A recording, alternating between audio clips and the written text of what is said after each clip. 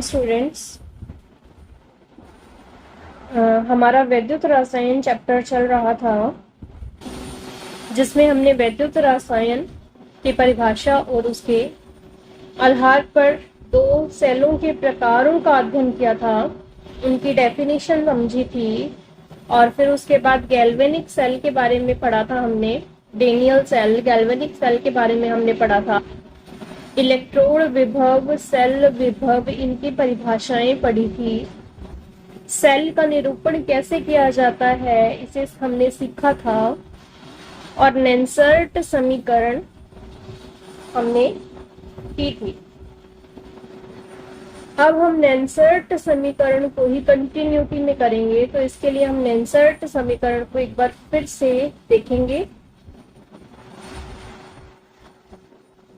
नेंसर्ट समीकरण के अंदर हमने सबसे पहले ऊष्मागतिकी की समीकरण को लिखा था, डेल्टा जी का मान लिखा था और फिर उसके बाद के सी की वैल्यू उसके अंदर हमने पुट की थी। के सी की वैल्यू पुट करने के बाद हमने डेल्टा जी का ई सेल के फॉर्म में जो मान होता है उसे हमने इस मान में पुट किया था और फिर उससे हमने नेंसर्ट इक्वेशन, एक जर्नल, हर समीकरण के लिए एक जर्नल जो नेंसर्ट समीकरण है वो उसका मान डिराइव किया था। अब उसके बाद है ये जो हमने मान डिराइव किया है उसके अंदर ई सेल का मतलब होता है सेल का विद्युत वाहक बल। ई नॉट सेल का मतलब होता है सेल का मानक विद्युत वाहक बल। ई सेल का मानक विद्युत वाहक बल। E cathode minus E anode, यहाँ पर E not cell is equals to E cathode minus E anode. E naught cathode minus में ई नॉट एनोड, क्योंकि हम ई नॉट सेल का मान हमने ज्ञात करेंगे। हमने ई सेल का मान पहले ज्ञात किया था, E cathode minus E anode, तो ई नॉट का मान क्या हो जाएगा, E naught cathode minus E naught anode. और यहाँ पर आर जो है वो गैस नियतांक है, एफ फैराडे है और इसका मान होता है 96,500 कूलॉम। एफ का मान होता है 96,500 कूलॉम। टी का मान होता है परम ताप और एन का मान होता है सेल अभिक्रिया में प्रयुक्त इलेक्ट्रॉन। यहाँ पर एन का मान क्या चीज है, जो उस अभिक्रिया में इलेक्ट्रॉन्स भाग ले रहे हैं, कितने इलेक्ट्रॉन भाग ले रहे हैं उसका मान। अब जो परम ताप है मतलब T is equals to 298 kelvin पर अगर हमसे नेंसर्ट समीकरण पूछ ली जाए तो हम क्या लिखेंगे, E cell is equals to E not cell minus 0.059 upon में n log C की पावर C, D की पावर D अपॉन में A की पावर A, B की पावर B। तो यहाँ पर जो 2.303 RT अपॉन में NF है उसकी जगह हमने क्या लेना है 0.059 अपॉन में n। कारण ये है कि यहाँ पर R का मान हमें पता होता है, F का मान हमें पता होता है और T का मान हमें बता दिया गया है। तो यहाँ पर सभी मान को कैलकुलेट करके 0.059 वैल्यू हम इसमें पुट कर देंगे और परम तापमान नेंसर्ट समीकरण की वैल्यू की इक्वेशन हमारे पास डिराइव होकर के आ जाएगी। किसी सेल अभिक्रिया में प्रयुक्त ठोस स्पीशीज की, किसी सेल अभिक्रिया में प्रयुक्त ठोस स्पीशीज की, कहने का मतलब कि कोई भी अभिक्रिया चल रही है और उसके अंदर हम जैसे जिंक प्लस Cu+2 ले रहे हैं तो Zn जो है वो ठोस अवस्था में हमने लिया था। इसमें याद होगा तुमने कि सेल निरूपण में हमने Zn के साइड में ब्रैकेट में S लिखा था। ठोस अवस्था में इसको प्रयुक्त किया जाता है। तो कोई भी अगर ठोस अवस्था में स्पीशीज है तो उसका मोलर द्रव्यमान हमेशा 1m माना जाएगा। किसी भी ठोस अवस्था में उपस्थित तत्व का मोलर द्रव्यमान सांद्रता जो है वो 1m माना जाएगा। जैसे उदाहरण इसमें डेनियल सेल में लिया गया है कि जिंक रिएक्शन से पहले जिंक को सॉलिड स्टेट में लिया गया और रिएक्शन के बाद में कॉपर को सॉलिड स्टेट में लिया गया, तो इन दोनों का मान जो है 1m लिया जाएगा। तो यहाँ पर जो कॉपर की वैल्यू आएगी यहाँ पर और यहाँ पर आएगी जिंक की वैल्यू, तो इन दोनों को हमने यहाँ पर लिखने की जरूरत नहीं है क्योंकि इन दोनों का मान जो है 1 हो गया। तो 1 को लिखने की जरूरत नहीं है। तो नेंसर्ट इक्वेशन, या फिर हम परम ताप पर बात करें तो उसकी नेंसर्ट इक्वेशन ये रहेगी। इसके ऊपर मैंने हाईलाइट किया हुआ है, इंपॉर्टेंट है ये इक्वेशन। उसके बाद है E0, मतलब E0 सेल, E0 सेल और साम्य स्थिरांक Kc के बीच में संबंध क्या होता है। अब हमें ये चीज पता है कि E सेल, नेंसर्ट इक्वेशन से हमें ये पता है कि E cell is equals to E0 cell minus में 2.303 RT अपॉन में NF log Kc होता है। लेकिन साम्य अवस्था पर E सेल का मान हमेशा 0 होता है। साम्य अवस्था का मतलब है रिएक्शन इस साइड भी चल रही है और रिएक्शन इस साइड भी चल रही है, तो दोनों रिएक्शंस की जो E की वैल्यू है वो कट जाएगी आपस में, तो इसका मान 0 हो जाएगा। तो अब ये जो E सेल का मान 0 है, इसको हम यहाँ रख देंगे E सेल की जगह, और E cell not cell, E cell not minus में 2.303 RT अपॉन में NF log Kc। तो यहाँ से E नॉट सेल का मान हो जाएगा, माइनस का निशान जो है इधर आ जाएगा, इज इक्वल्स टू में चला जाएगा, is not cell is equals to 2.303 RT upon में NF log Kc। तो यहाँ पर E नॉट सेल और Kc के अंदर संबंध आ गए। Kc को कहा जाता है साम्य स्थिरांक। अगर यही बात होती 298 केल्विन ताप पर,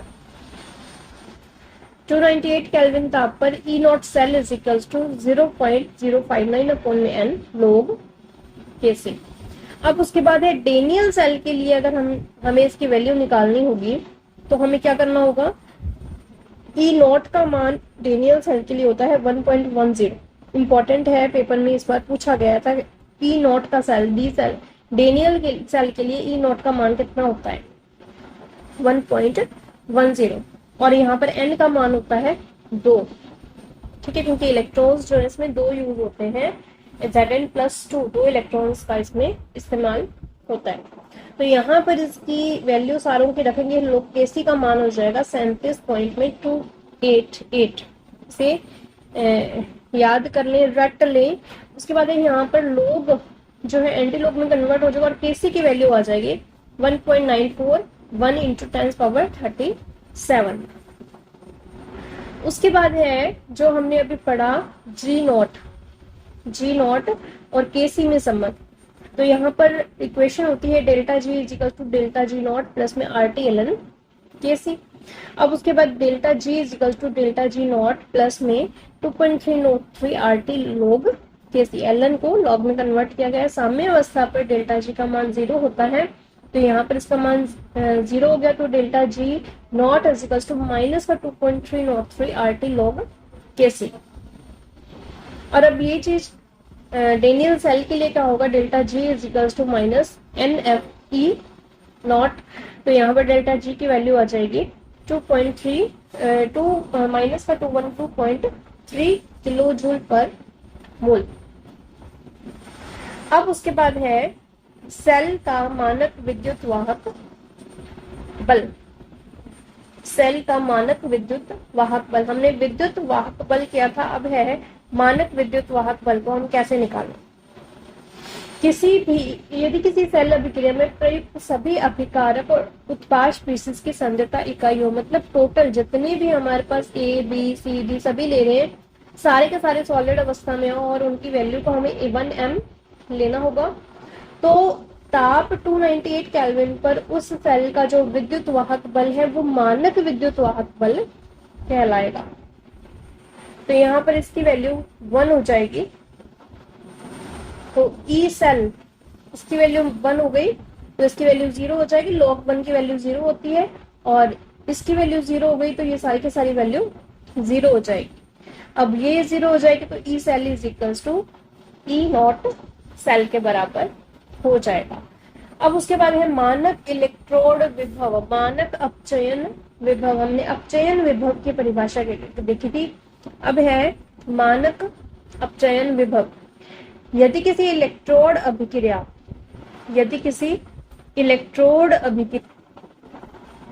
अर्ध सेल अभिक्रिया, किसी इलेक्ट्रोड की एक इलेक्ट्रोड के ऊपर तो आधी अभिक्रिया ही होगी ना, तो किसी भी इलेक्ट्रोड अभिक्रिया मतलब अर्ध सेल अभिक्रिया में प्रयुक्त सभी अभिकारक और उत्पाद स्पीशीज की अगर सांद्रता 1m हो तो इलेक्ट्रोड का विभव ही उसका मानक इलेक्ट्रोड विभव कहलाता है, और यहाँ पर ताप जो है 298 केल्विन होना चाहिए।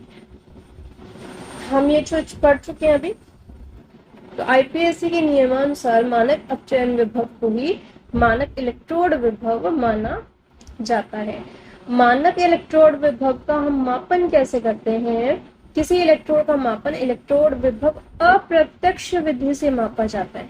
ठीक है, अप्रत्यक्ष विधि से मापा जाता है। इसके लिए एक गैल्वेनिक सेल बनाया जाएगा, गैल्वेनिक सेल बनाया जाएगा जो कि 2 इलेक्ट्रोड से बना होगा। हमने एक गैल्वेनिक सेल, डेनियल सेल पढ़ा था। अब ये गैल्वेनिक सेल है जिसमें 2 इलेक्ट्रोड हम कौन कौन से लेंगे? पहला लेंगे अज्ञात जिसका मानक अपचयन विभव हमें ज्ञात करना है, और दूसरा लेंगे मानक जिसका हमें मानक इलेक्ट्रोड विभव पहले से ही ज्ञात होता है। और ये जो ज्ञात इलेक्ट्रोड है वो सामान्यतः कौन सा लिया जाता है? संदर्भ इलेक्ट्रोड के रूप में लिया जाता है, जिसका नाम है मानक हाइड्रोजन इलेक्ट्रोड, SHE का उपयोग किया जाता है। SHE का विभव 0.0 वोल्ट होता है। इंपॉर्टेंट है, मानक इलेक्ट्रोड विभव जो स्टैंडर्ड इलेक्ट्रोड विभव है हाइड्रोजन वाला, इसका विभव कितना होता है? 0.0 वोल्ट होता है, जो हमें ज्ञात है। अतः SHE जो है वो एनोड और कैथोड दोनों के रूप में काम कर सकता है, दोनों के रूप में कार्य कर सकता है। अब इसकी संरचना में इंपॉर्टेंट है, इसकी संरचना बहुत बार पूछी गई एग्जाम में। SHE में प्लैटिनम ब्लैक से लेपित प्लैटिनम इलेक्ट्रोड होता है। जो इलेक्ट्रोड है ये वाला, ये किस चीज का बना होता है? प्लैटिनम का बना होता है। किस चीज का बना होता है? प्लैटिनम का बना होता है, जो 1m सांद्रता वाले 1m सांद्रता वाले अम्लीय विलयन में डूबा रहता है। 1m सांद्रता वाले अम्लीय विलयन में डूबा रहता है। तो यहाँ पर जो विलयन है हमने किस चीज का लिया? HCl का लिया, जिसकी सांद्रता 1m होगी। इस इलेक्ट्रोड में एक बार दाब पर जो प्रेशर होगा वो 1 बार का होगा। हाइड्रोजन गैस में 1 बार के दाब पर प्रवाहित की जाती है।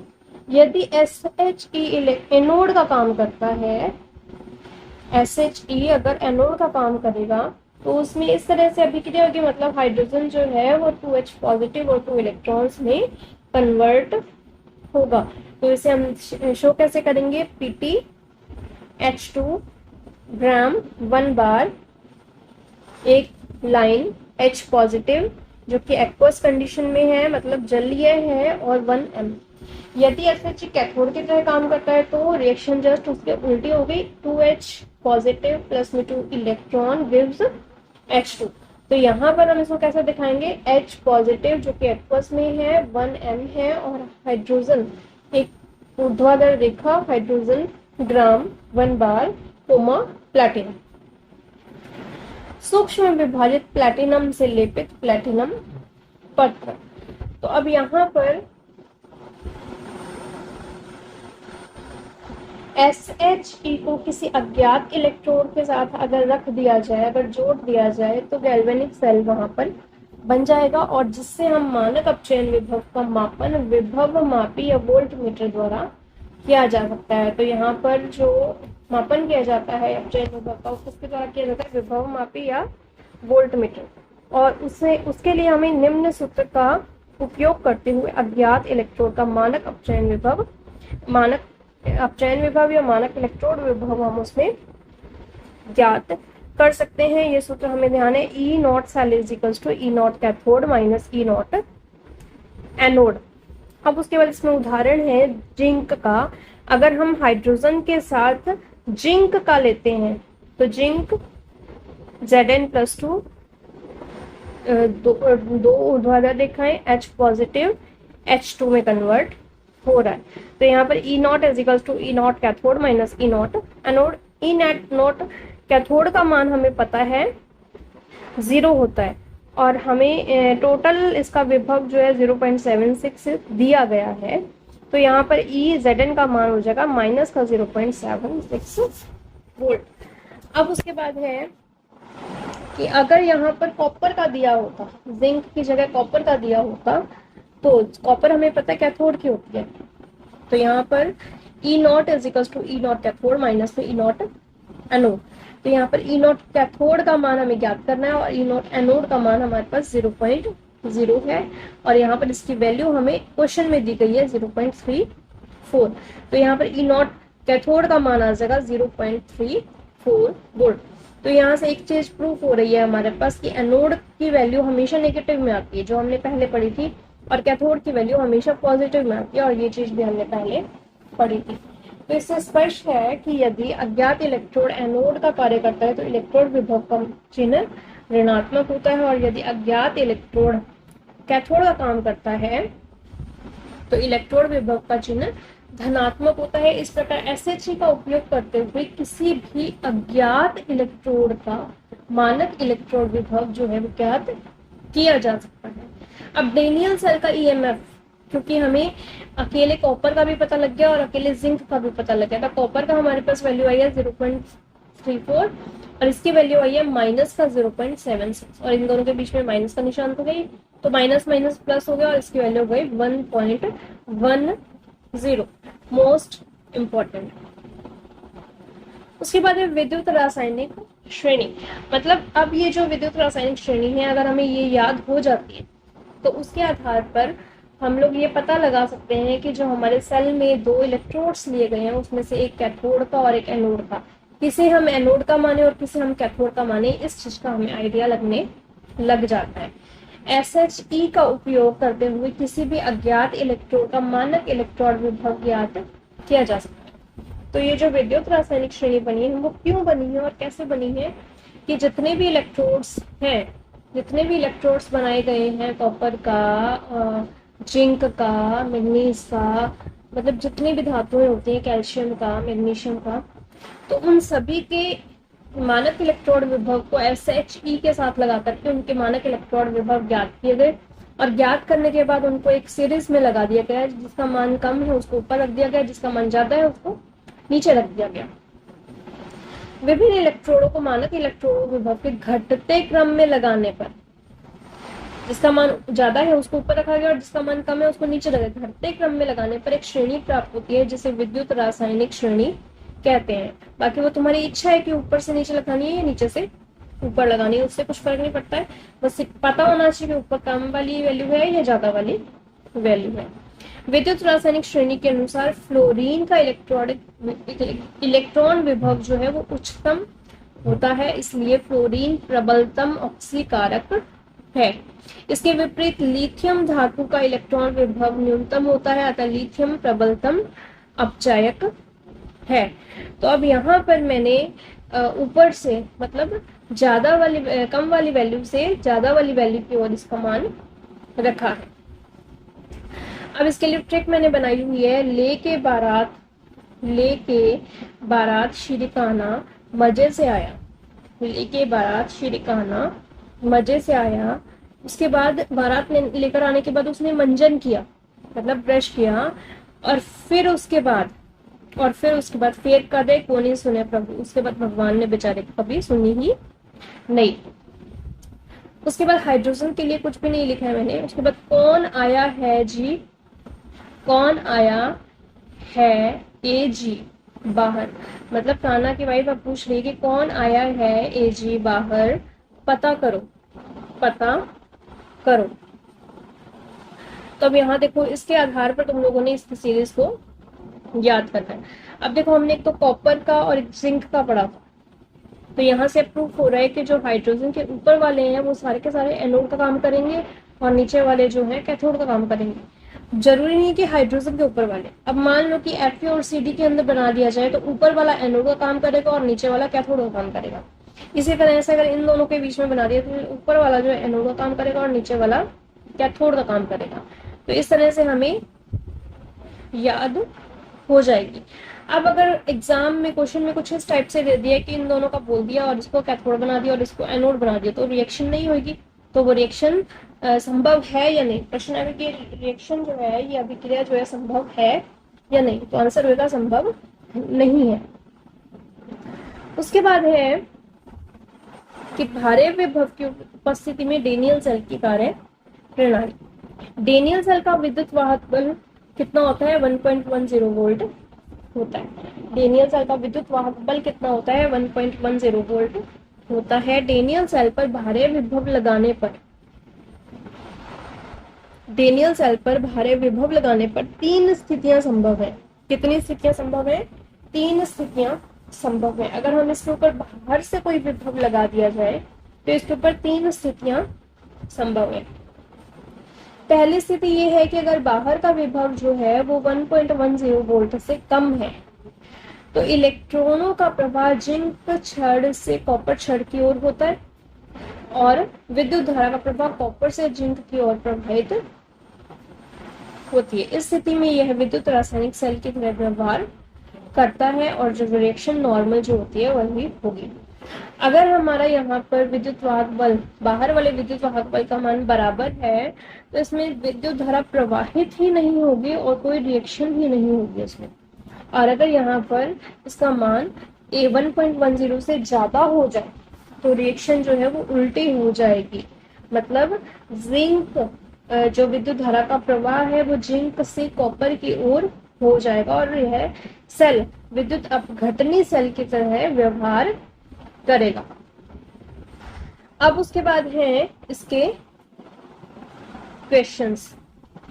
22 क्वेश्चन इसमें दिए गए हैं, लेकिन जो न्यूमेरिकल्स वाले क्वेश्चंस हैं वो थोड़े से हार्ड पड़ते हैं। तो जो बच्चों को समझ में आते हैं वो कीजिए, जो जिन्हें नहीं समझ में आते हैं कोई फोर्स नहीं है, क्योंकि 1 या 2 क्वेश्चन ऐसे होते हैं एग्जाम्स में जो हार्ड होते हैं। अगर हम उनको छोड़ भी आए तो कुछ फर्क नहीं पड़ता है। कारण ये है कि हमारी तैयारी बाकी टॉपिक्स की बहुत ज्यादा कॉन्फिडेंटली अच्छी है। तो अगर हमें 80% लाने हैं तो जिस तरह से मैं तुम्हें बता रही हूँ उस तरह से करेंगे तो तुम्हारे 80% आराम से आ जाएंगे।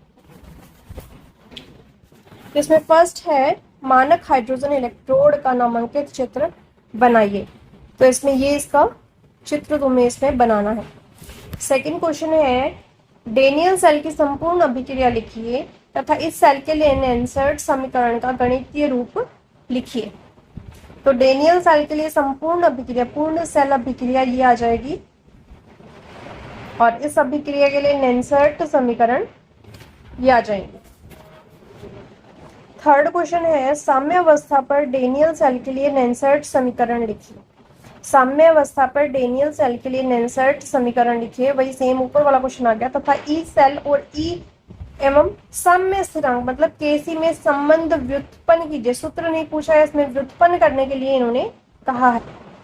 तो ये नेंसर्ट समीकरण आ जाएगी डेनियल सेल के लिए और ये आ जाएगा ई नॉट सेल और केसी में संबंध, और डेनियल सेल के लिए इसकी वैल्यू ये आ जाएगी और इसमें ये वाली वैल्यू तुम लोग साइड में इसकी निकाल सकते हो क्योंकि डेनियल सेल के लिए पूछा गया है। फोर्थ क्वेश्चन है डेनियल सेल का नामांकित चित्र बनाइए। तो ये इसका चित्र आ जाएगा, डेनियल सेल का नामांकित चित्र बनाना है इसमें। उसके बाद है इलेक्ट्रोडों पर होने वाले ऑक्सीकरण तथा अपचयन की अर्ध अभिक्रियाएं लिखो। तो ये हो गई है हमारी ऑक्सीकरण अर्ध अभिक्रिया और ये हो गई हमारी अपचयन अर्ध सेल अभिक्रिया। अगला क्वेश्चन है मानक हाइड्रोजन इलेक्ट्रोड के विभव का मान लिखिए। तो ये आ चुका था 0.0 वोल्ट। अगला क्वेश्चन है अभिक्रिया A plus B give C और D के लिए नेंसर्ट समीकरण लिखिए। तो ये वाली जो मैंने अभिक्रिया करवाई है ये लिखनी है क्योंकि इन्होंने मानक ताप पर नहीं पूछी है, बिना मानक ताप के पूछी है, तो हमें ये वाली इसमें रिएक्शन समीकरण लिखनी है। अगला क्वेश्चन है निम्न सेल के लिए 298 केल्विन ताप पर विद्युत वाहक बल का मान परिकलन करो। क्वेश्चन में इन्होंने दिया हुआ है कॉपर और Ag के बारे में। तो इन दोनों के लिए ई नॉट की वैल्यू भी दी हुई है। तो अब हमें यहाँ पर ये चीज देखनी है कि यहाँ पर कैथोड कौन सा है और एनोड कौन सा है, और फिर उसके बाद E naught is equals to E naught cathode minus E naught anode के अंदर वैल्यू पुट करनी है और इसकी वैल्यू निकालनी है। अब कॉपर और Ag के लिए हमें पूछा गया है। अब यहाँ देखेंगे ये हमारे पास कॉपर है और ये हमारे पास Ag है। तो कॉपर ऊपर आ रहा है, कॉपर जो है वो ऊपर आ रहा है और Ag नीचे आ रहा है। तो ऊपर आ रहा है तो ये एनोड बन जाएगा और ये कैथोड बन जाएगा। अगला क्वेश्चन है गैल्वेनिक सेल का चित्र बनाइए, आ चुका है। कैथोड व एनोड पर होने वाली अर्धसैल अभिक्रियाएं दीजिए, ये भी आ चुका है। अगला क्वेश्चन है निम्न सेल के लिए 298 केल्विन ताप पर ई नॉट सेल का परिकलन कीजिए। तो यहाँ पर अभिक्रिया देना ही मैं भूल रही हूँ, तो इस क्वेश्चन को काट देना। अगला क्वेश्चन है विद्युत रासायनिक सेल को परिभाषित कीजिए। क्या होता है जब विद्युत रासायनिक सेल को ई नॉट सेल से लगाया गया बाह्य विभव अधिकतर हो जाए। तो इसमें सबसे पहले तो इसकी परिभाषा देनी है जो तुम लोग लिख दोगे, और बाह्य का मान अधिकतम हो जाए तो हमें इसमें ये वाली थ्योरी जो है वो इसमें लिखनी है।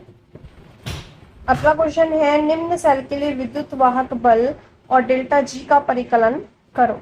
mg और cu दिया गया है, तो mg की वैल्यू भी दी हुई है और cu की वैल्यू भी दी हुई है। तो यहाँ पर हम दोनों की वैल्यू निकाल सकते हैं। पहले हम EMF का मान निकालेंगे और EMF से हम डेल्टा जी का मान निकालेंगे। इनके सूत्र जो पीछे दिए गए हैं उनके ऊपर हमें वैल्यू इसकी रखनी है। EMF का मान तो सेम वही है, E = E cathode minus E anode. E की वैल्यू निकल जाएगी तो डेल्टा जी का मान इसमें निकल जाएगा। NF E के अंदर डेल्टा जी = NF E के अंदर इसका मान हम रख देंगे। N का मान यहाँ देखो +2 है तो 2 आ जाएगा और F का मान हमें पता होता है, E का मान हम यहाँ से निकाल लेंगे। अगला क्वेश्चन है 298 केल्विन ताप पर निम्न सेल का EMF ज्ञात करो। तो यहाँ पर भी mg और कॉपर दिया हुआ है और 1F का मान दिया हुआ और E सेल का मान दिया हुआ है। तो यहाँ पर हम EMF का मान निकाल लें। अगला क्वेश्चन है ABCD 4 धातुएं हैं जिनके E0 का मान इतना इतना इतना दिया हुआ है, तो उनके ऑक्सीकरण सामर्थ्य के क्रम में इसको व्यवस्थित करो। तो यहाँ पर देखो इसकी वैल्यू कम है और फिर उसके बाद इनमें से इसकी वैल्यू उससे ज़्यादा है, फिर उसके बाद इसकी वैल्यू सबसे ज़्यादा है, फिर सबसे ज़्यादा वैल्यू इसकी। तो इनको बस अरेंज करना है नॉर्मली।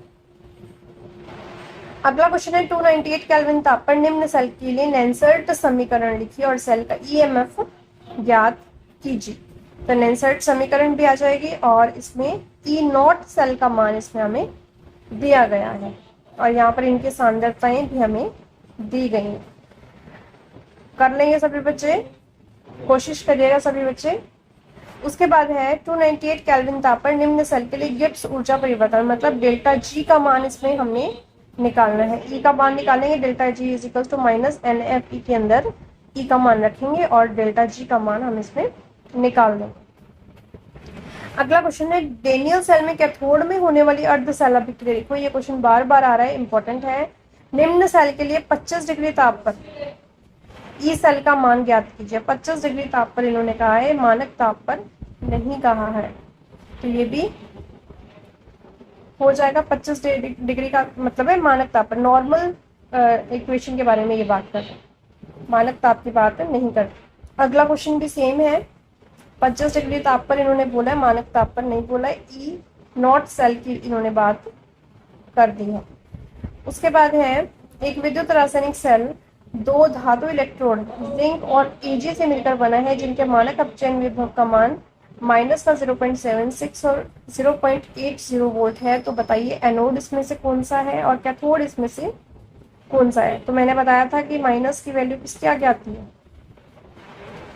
जिंक वाले के आगे थी, मतलब एनोड वाले के आगे होती है, और प्लस की वैल्यू कैथोड वाले के आगे आती है। मानक अपचयन विभव का मान इसमें ज्ञात करना है, ज्ञात कर लोगे।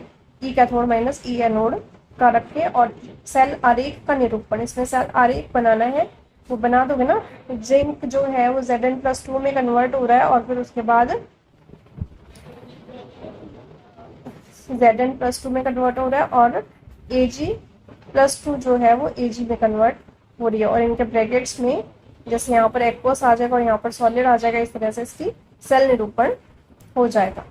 अगला क्वेश्चन है निम्न अभिक्रिया के लिए साम्य स्थिरांक ज्ञात करो, मतलब Kc की वैल्यू इसमें ज्ञात करनी है। कर लोगे, फॉर्मूले में वैल्यूज पुट करनी है, बस यही वैल्यू है, ये वैल्यू पुट करनी है और उसके बाद उसका मान निकालना है। उसके बाद है यहाँ पर n का मान 2 आ जाएगा। उसके बाद डेनियल सेल में प्लस Zn+2 और कॉपर+2 आयनों की सांद्रता 1 इकाई हो तो विद्युत वाहक बल का मान कितना होगा, कर लोगे ना। उसके बाद है नेक्स्ट टॉपिक जो हम बाद में करेंगे नेक्स्ट वीडियो में। तब तक के लिए सभी बच्चों को धन्यवाद, और सभी बच्चे इतनी वीडियो को बड़े ही ध्यान से पढ़ें, समझें, और कोई भी प्रॉब्लम आती है तो वो मुझसे पूछें। धन्यवाद।